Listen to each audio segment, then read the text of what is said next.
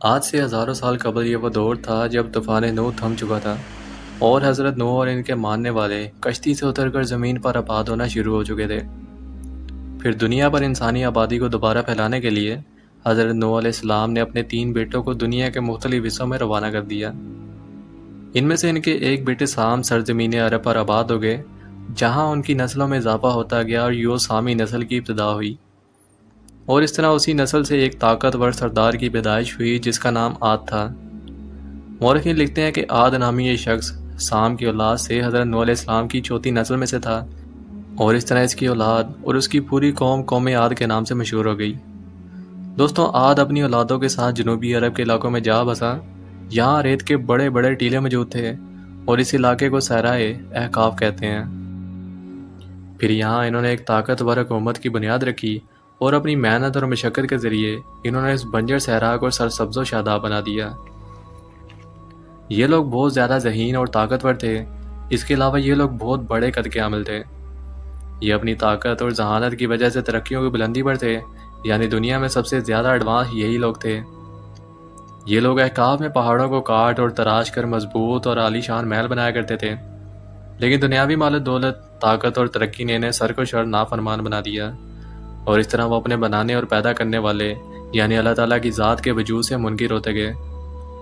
اور یوں طوفان نوح کے بعد قوم عاد ہی وہ قوم تھی جو سب سے پہلے کفر و شرک میں مبتلا ہو کر بتوں کی پجاری بن گئی تھی۔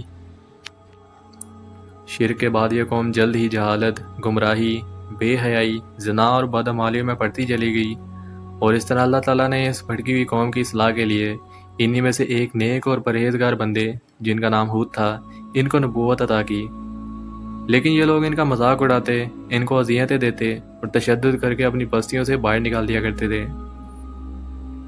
لیکن بالاخر ان کے 13 قبیلوں میں سے ایک قبیلہ خلجان کے لوگ ان پر ایمان لائے، اور باقی کے 12 قبیلوں نے ان کا انکار کیا۔ انہوں نے کہا کہ ہم اپنے باپ دادا کا چلن کبھی نہیں چھوڑیں گے۔ اگر تم سچے ہو تو جس عذاب سے ہمیں ڈراتے ہو وہ لے آؤ۔ حضرت ہود علیہ السلام انہیں مسلسل 50 سالوں یا اس سے بھی زیادہ عرصے تک نصیحتیں کرتے رہے، لیکن ان لوگوں نے ان کی ایک نہ مانی اور سرکشی اور نافرمانیوں کی حدیں پار کرتے چلے گئے۔ اور پھر آخر وہ وقت آیا جب حضرت ہود علیہ السلام نے اللہ تعالیٰ سے دعا فرمائی۔ اللہ تعالیٰ نے اپنے نبی کی دعا قبول کی، اور یوں قوم عاد پر عذاب کی ابتدا ہوئی۔ سب سے پہلے یہاں بارشیں روک دی گئیں، کیونکہ بارش اللہ تعالیٰ کی رحمت ہے، اور اللہ جس بستی پر راضی ہوتا ہے وہاں بارشیں برساتا ہے۔ لیکن اس نافرمان قوم کی سرکشی اور تکبر کی وجہ سے ان سے بارش جیسی رحمت چھین لی گئی۔ ان کے ہاں بارش اور بادلوں نے اپنے رب کے حکم پر اپنا رخ پھیر لیا۔ دیکھتے ہی دیکھتے سبزہ ویرانی میں بدل گیا، مویشی مرنے لگے، پھل اناج سب کچھ ختم ہوتا گیا۔ یہ سلسلہ مکمل 3 سالوں تک چلتا رہا۔ حضرت ہود علیہ السلام ان کو نصیحتیں کرتے رہتے اور فرماتے کہ اے میری قوم، اپنے پروردگار سے بخشش مانگو، پھر اس کے آگے توبہ کرو، وہ آسمان سے رحمت برسائے گا اور تمہاری طاقت اور قوت میں اضافہ فرمائے گا۔ یہ لوگ پھر بھی ان پر ایمان نہ لائے اور مزید گمراہ ہوتے گئے۔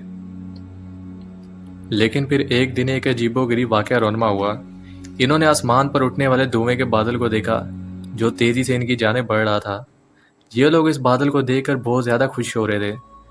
وہ سمجھے کہ ان کی قید سالی اب ختم ہونے والی ہے، کیونکہ انہیں لگا کہ یہ کوئی بارش برسانے والا بادل ہے جو خوب برسے گا، اور ایک بار پھر سے ان کے ہاں ہریالی اور سبزے کا دور واپس آ جائے گا، جس کے بارے میں قرآن مجید میں کچھ یوں ذکر ملتا ہے۔ جب انہوں نے اس عذاب کو دیکھا جو بادل کی صورت ان کے میدانوں کی طرف آ رہا تھا، تو کہنے لگے یہ تو بادل ہے جو ہم پر برس کر رہے گا۔ تو اللہ نے فرمایا نہیں، بلکہ یہ وہ چیز ہے جس کے لیے تم جلدی کرتے تھے، یعنی آندھی جس میں درد دینے والا عذاب بھرا ہوا ہے۔ یہ ہر چیز کو اپنے پروردگار کے حکم سے تباہ کر دیتی ہے۔ گناہ گار لوگوں کو ہم اسی طرح سزا دیا کرتے ہیں۔ یہ عذاب ان پر 7 راتوں اور 8 دن تک جاری رہا۔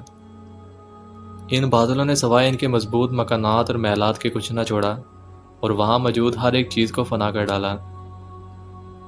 لیکن اس دوران حضرت ہود علیہ السلام کی قوم بچ گئی، کیونکہ آپ اپنی قوم کو لے کر خطیرہ نامی بستی کی جانب چلے گئے تھے۔ دوستو، قرآن مجید میں قوموں کی تباہی کے واقعات اللہ تعالیٰ کی جانب سے یقیناً اس لیے دیے گئے ہیں کہ ہم ان سے عبرت حاصل کر کے اپنی اصلاح کریں اور اپنے خالق کے قریب ہوتے جائیں۔ اللہ تعالیٰ ہمیں اپنی اصلاح کرنے اور نیک عمل کرنے کی توفیق عطا فرمائے، آمین۔ تو دوستو یہ تھی آج کی ویڈیو۔ آئی ہوپ کہ یہ ویڈیو آپ کو پسند آئی ہوگی اور اس ویڈیو سے آپ کو کچھ نہ کچھ نیا جاننے کو ملا ہوگا۔ یہ ویڈیو آپ کو کیسی لگی مجھے کامنٹ کر کے ضرور بتائیے گا، اور مزید ایسی ہی انفارمیٹیو ویڈیوز کو دیکھنے کے لیے ہمارے چینل کو سبسکرائب ضرور کر دیں۔ میرا نام ہے عبدالوہاب، میں آپ سے ملوں گا ایک اور انٹرسٹنگ ویڈیو میں۔ تب تک کے لیے اپنا بہت سا خیال رکھیں۔